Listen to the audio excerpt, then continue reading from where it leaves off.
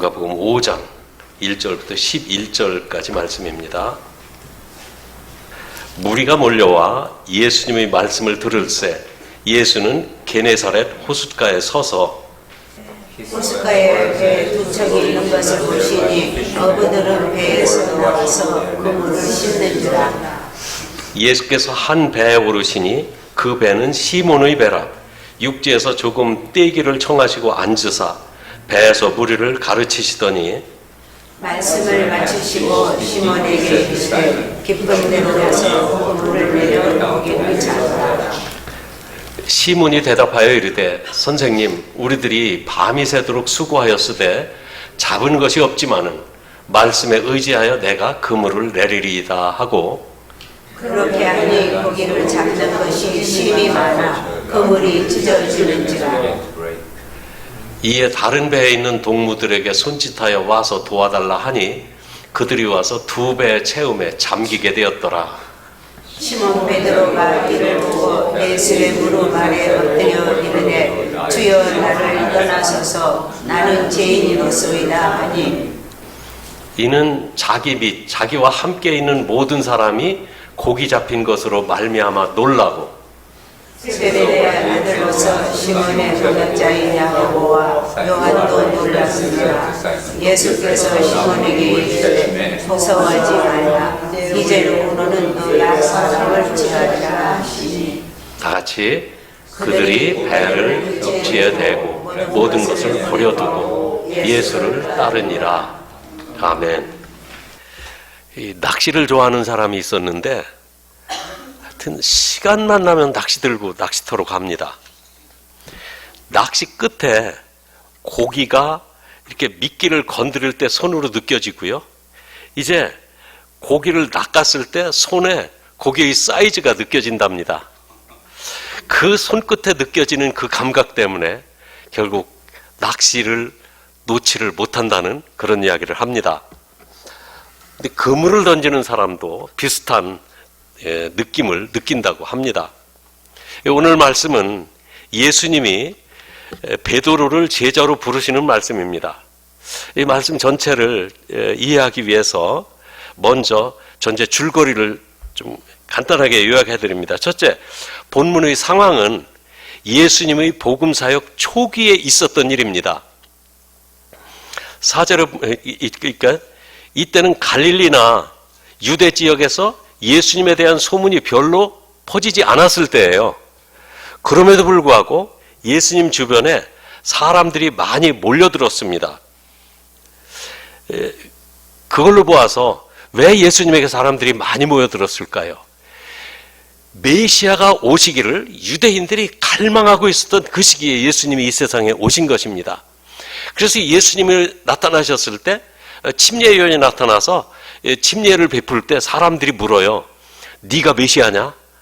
내가 아니라 내 뒤에 오시는 한 분이 있다. 그분은 내가 신발끈 풀기도 감당하지 못할 정도로 위대하신 분이다.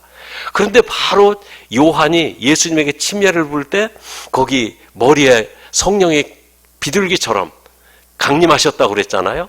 그러면서 하늘에서 음성이 들립니다. 사람들이 그 소식을 듣고 이제 메시아가 오신 줄 알고 예수님이 가시는 곳에 몰려들기 시작하는 겁니다. 사역 초기인데도. 자, 그리고 이제 둘째는 4절에 보면은 말씀을 마치시고 그 말씀을 증명하신 이적이라는 겁니다.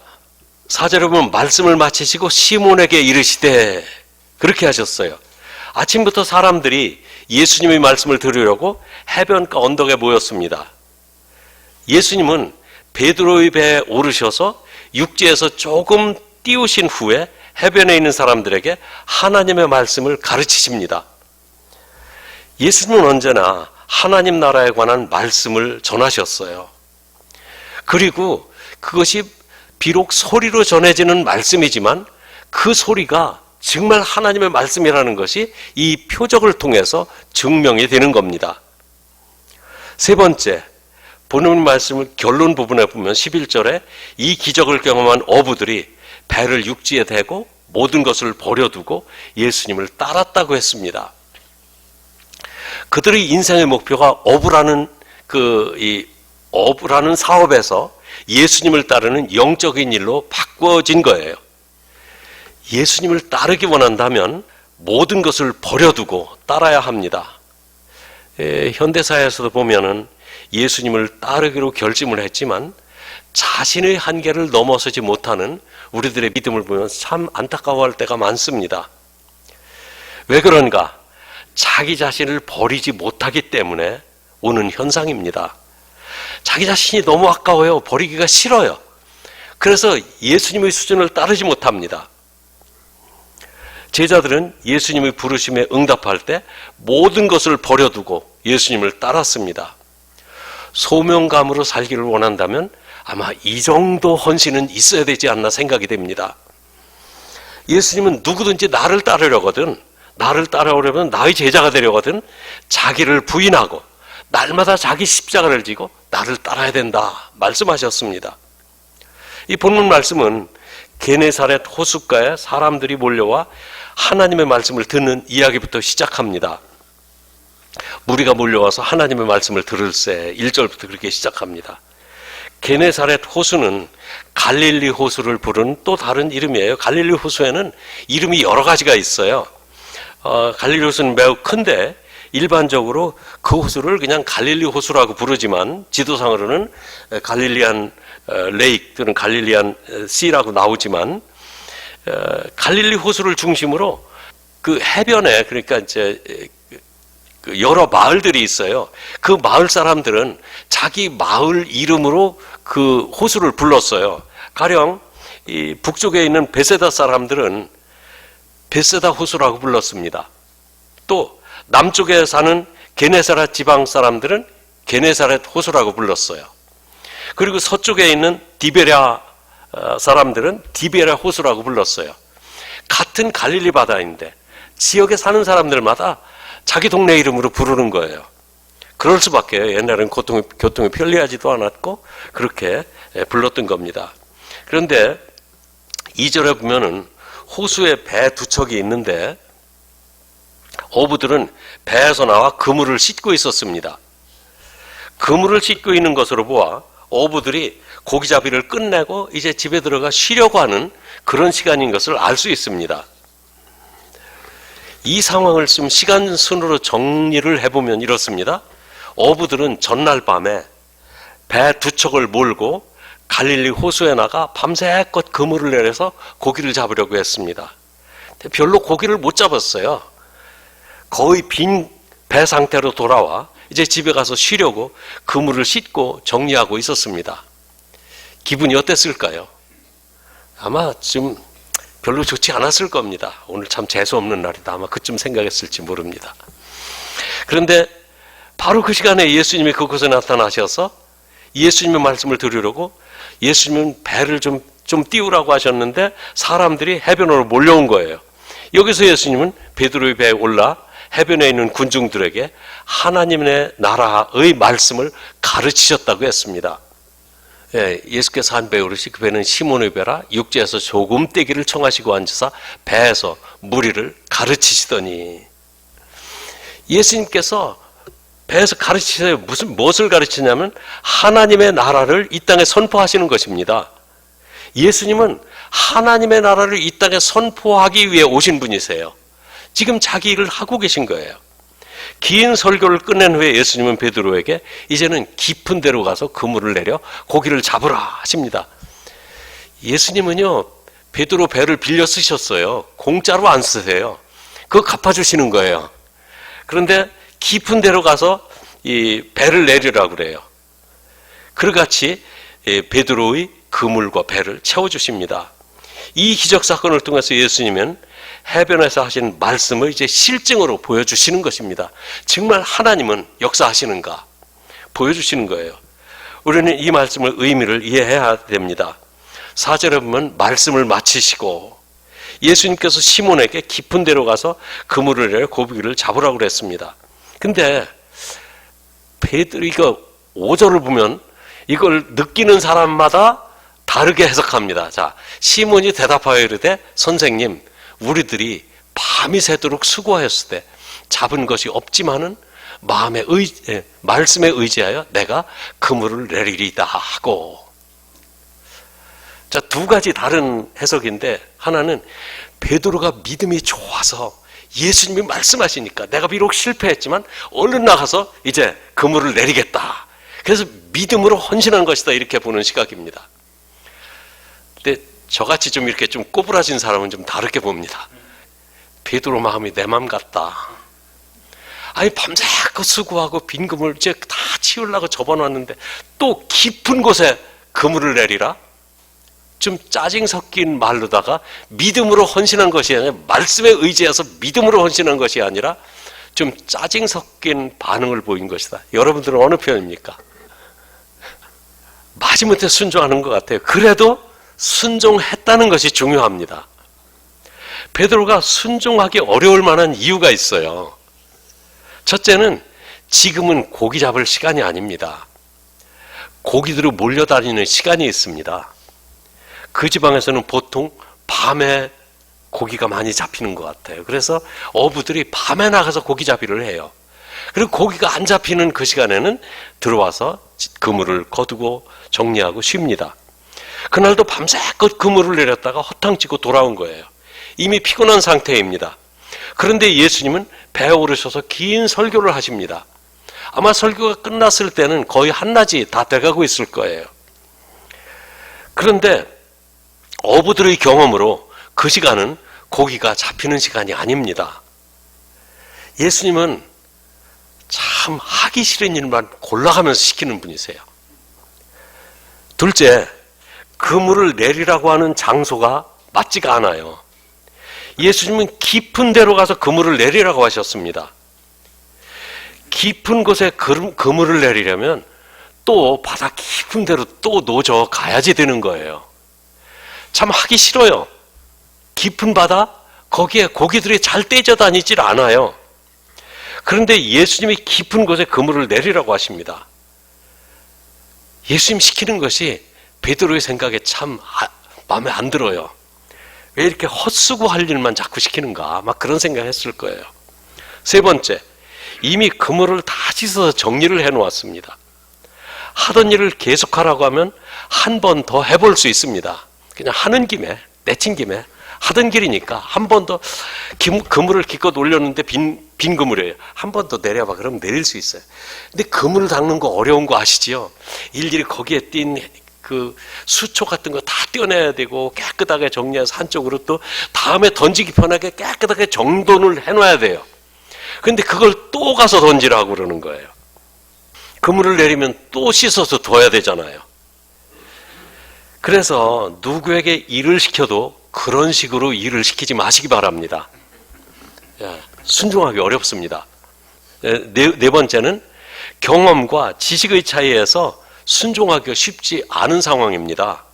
베드로는 예수님에 비해서 물고기 잡는 데 전문가예요. 어려서부터 배에 올라서 고기를 잡던 사람이에요. 그것도 그 갈릴리 바다라고 하는 그 바다 안에서만 어려서부터 고기를 잡았던 사람입니다. 어쩌면 어디에 무슨 고기가 많이 잡혔다는 거 손바닥 보듯이 다 알고 있었을 거예요. 그런데 예수님은 나사렛 출신 목수입니다. 글쎄, 고기잡이 몇 번이나 가봤을까? 아니 취미생활로라도 낚시라도 가보셨을까? 그 당시에는 취미생활이 그렇게 중요하던 시대가 아니거든요. 상식적으로 볼 때 경험도 없지. 나이로 보아도 베드로가 예수님보다 훨씬 나이가 많았을 거예요. 인생 경험이 많다는 이야기입니다. 여러 가지로 베드로는 예수님의 순종하기가 참 어려워요. 이치에 맞지도 않는 것 같습니다. 그러나 이치에 맞지 않는 일을 했을 때 얻어지는 것, 그것을 기적이라고 말하는 것입니다. 철학자 파스칼이 이런 말을 했어요. 믿음은 순종이다. 믿음은 이성을 십자가에 못 박아야 가능하다. 그래서 이성이라는 건 자기 이해와 모든 지식을 십자가에 못 박지 않으면 믿음을 갖기 어렵다는 말입니다. 그렇습니다. 나의 경험, 나의 학벌, 나의 지식, 내가 옳다고 믿는 모든 신념, 이 모든 것을 십자가에 박아야지만 예수님을 믿을 수가 있는 겁니다. 그때 믿음을 바로 세울 수가 있어요. 믿음은 자기 자신을 부인하고 말씀 앞에 순종하는 것입니다. 베드로는 예수님의 요구가 순종하기 어렵고 순종하기도 싫었지만 그래도 말씀에 의지해서 그물을 내렸습니다. 그 결과가 어떻습니까? 6절에 보면은 그렇게 하니 고기를 잡은 것이 심히 많아 그물이 찢어지는지라. 고기를 많이 잡았어요. 그물이 찢어질 정도로 고기가 심히 많았어요. 그래서 이에 다른 배에 있는 동무들에게 손짓해 와서 도와달라 하니 그들이 와서 2배의 채움에 잠기게 되었더라. 다른 배에 있는 어부들의 도움 없이는 도저히 끌어올릴 수가 없어요. 와서 도와달라고 요청을 합니다.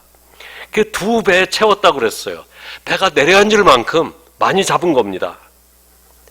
베드로의 경험으로 지금까지 그렇게 많이 잡아본 경험이 없었을 것 같아요. 그래서 이런 것을 기적이라고 말하는 것입니다. 마음은 내키지 않지만 순종했더니 좋은 결과를 얻었습니다.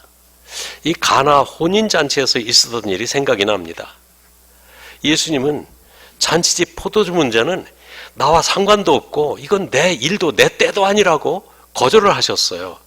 그런데 마리아가 하인들을 시켜서 무슨 말씀을 하시든지 그대로 하라. 하인들을 순종하라고 준비시켜 놓으니까 예수님이 즉각 일을 하시더라고요. 그때 예수님은 2-3통 드는 돌 항아리 6개 최상품 포도주로 잔치집을 채워주셨어요. 2-3통 드는 항아리 얼마나 되나 봤더니 한 2-3통이면 20 내지 30갈론이래요. 한 통이. 그러면 한 통이 20 내지 30갈론이면 6개, 항아리 6개면 몇 갈론이나 될까요? 120갈론에서 180갈론이 됩니다. 그냥 어린 자바 중간쯤 150갈론이라고 치면 여러분 이제 그 드럼통 아시죠? 드럼통 한 통에 몇 갈론 드는지 아세요? 예. 정확하게는 55갈론 드는데 그러면 150갈론이면 드럼통 몇 개만큼 포도주를 채워주셨다는 거예요.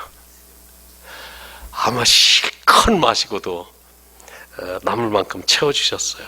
자, 마리아가 그랬습니다. 무슨 말씀을 하시든지 그대로 해라. 이 말씀 속에는 이런 뜻이 포함됩니다.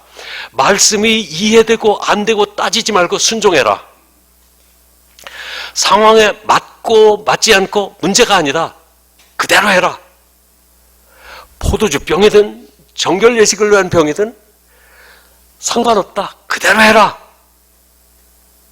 일일이 따지면 한이 없습니다.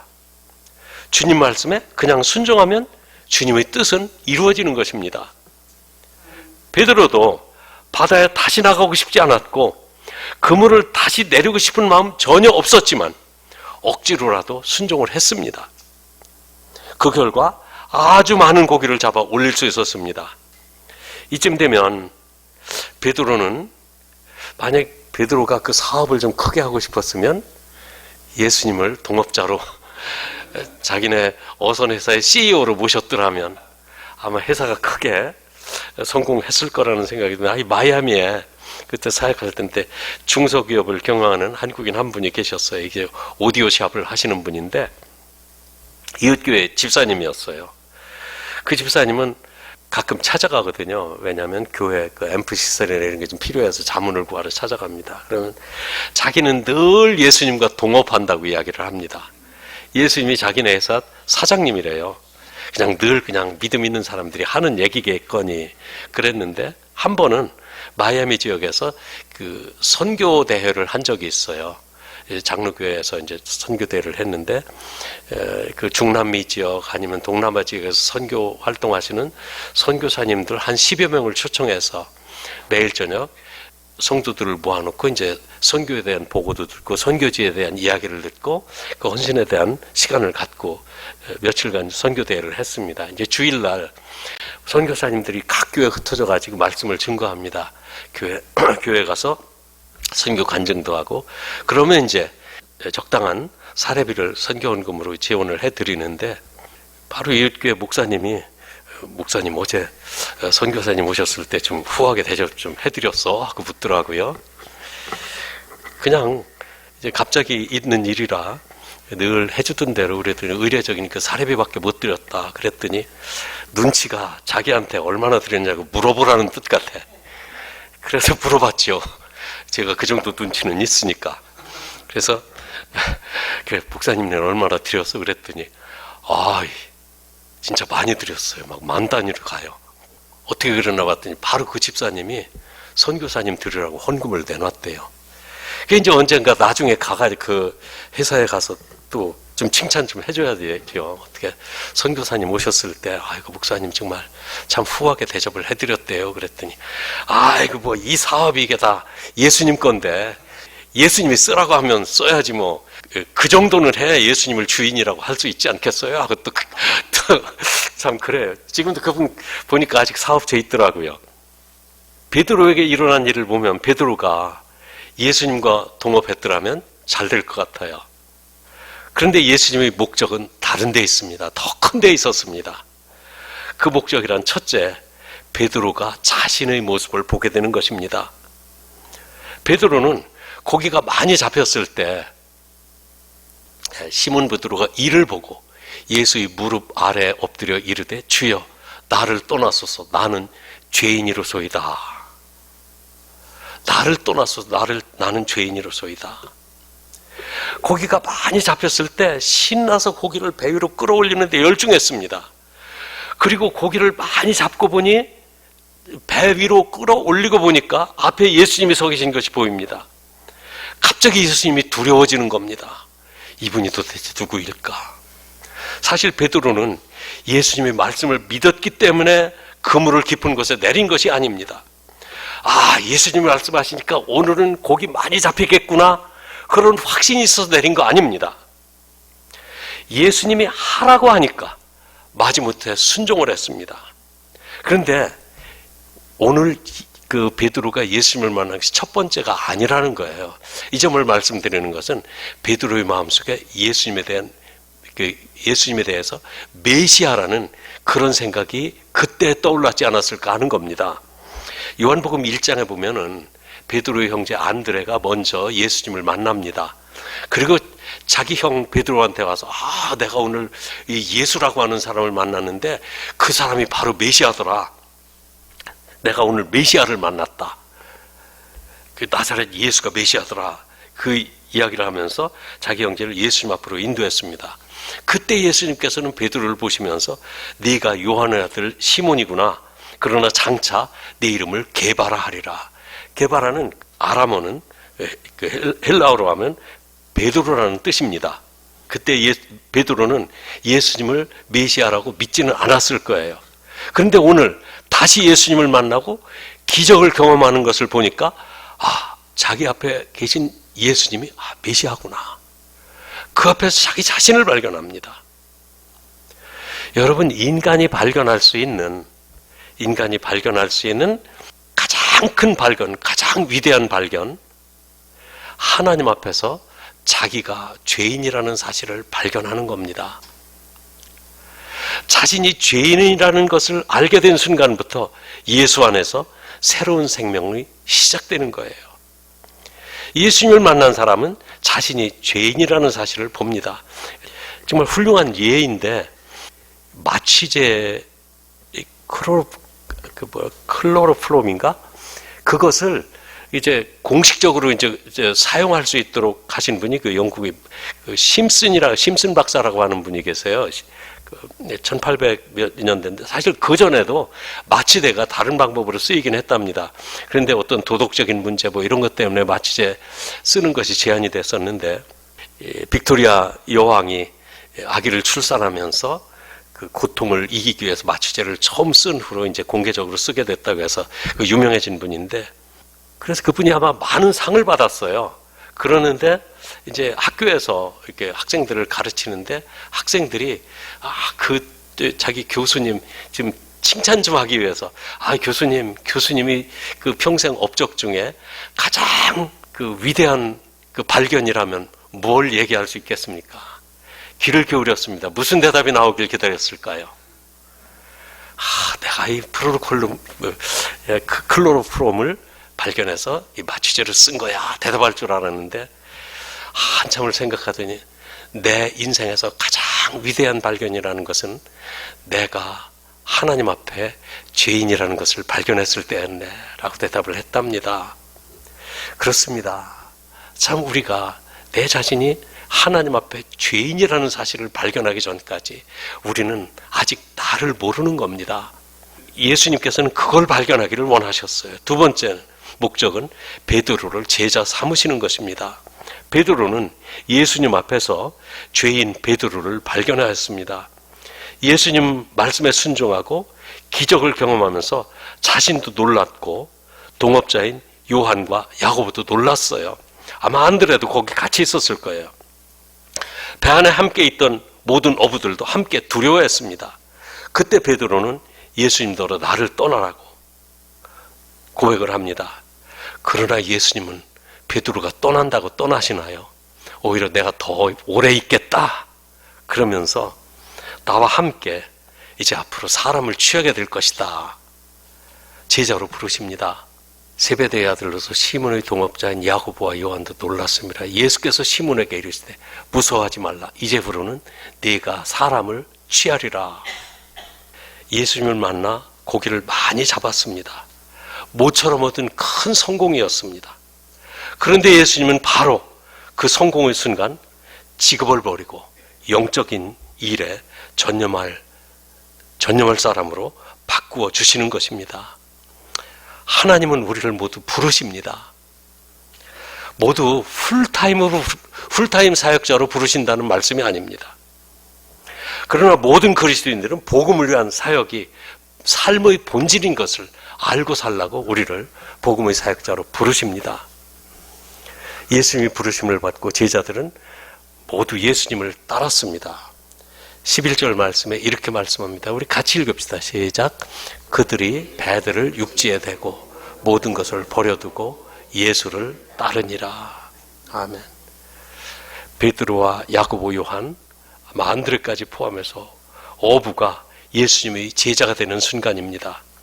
그들은 직업의 가장 성공적인 순간에 예수님의 제자가 되었습니다. 여러분, 우리들의 전성기를 주님 앞에 드릴 수 있을까요? 연세가 많이 드셨다고요? 전성기 지났다고요? 아닙니다. 저는 아직 전성기 남아있다고 믿습니다. 여러분들의 가장 아름다운 시기, 남아있는 가장 좋다고 생각되는 그 시기를 주님을 위해서 한번 헌신해 보시기 바랍니다. 베드로가 경험한 이 놀라운 기적은 단순한 기적이 아니었습니다. 예수님은 이 기적을 통해서 베드로와 그 동료들을 제자로 부르셨습니다. 기도하시겠습니다.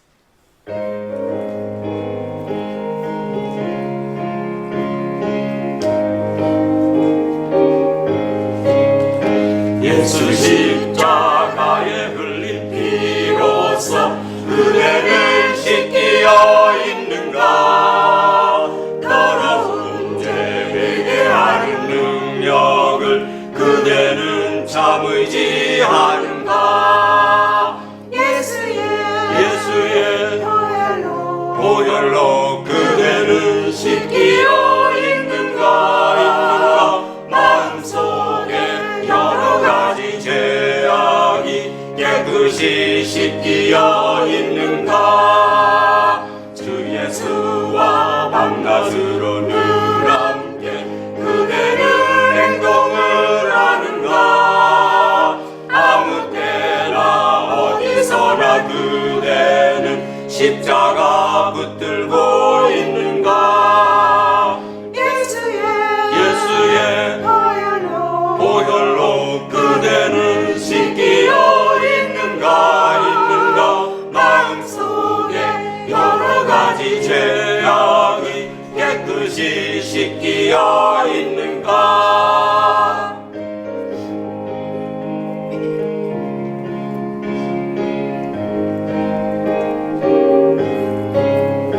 모든 죄에 더러워진 예복을 주 앞에 지금 다 벗어서 샘물같이 솟아나는 보혈로 눈보다 더 이게 씻으라.